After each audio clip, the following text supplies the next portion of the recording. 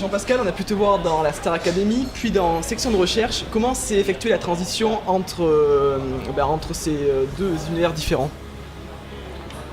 Là, tu parles d'une grosse période, puisque entre la Starac et Section de recherche, il s'est écoulé quand même quelques années, parce que j'ai pas directement démarré avec la comédie.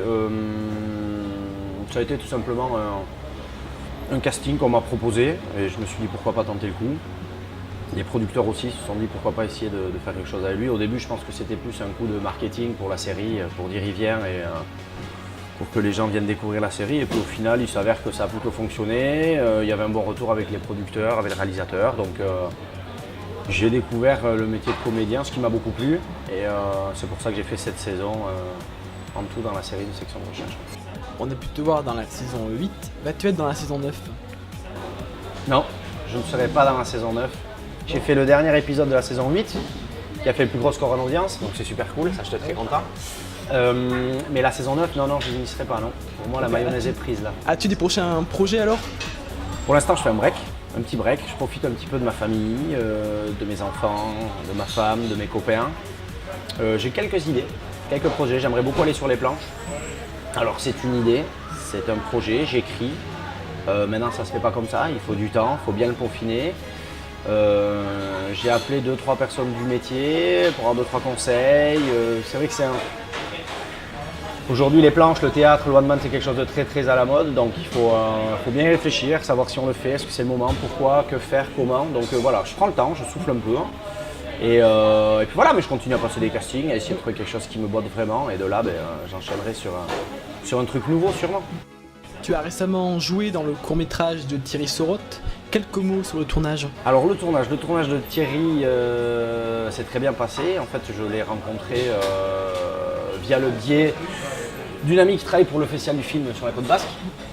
Et il avait un bon projet de court-métrage, une histoire assez intéressante. Donc en fait, c'était mon premier court-métrage. Je n'avais jamais fait. Et je me suis plutôt régalé parce que c'est vraiment différent des grosses usines que sont les fictions françaises sur des grosses chaînes. C'est beaucoup plus cool, beaucoup plus familial. C'est deux univers totalement différents. Mais je me suis bien amusé et je pense que le résultat sera correct. Thierry est quelqu'un de très motivé.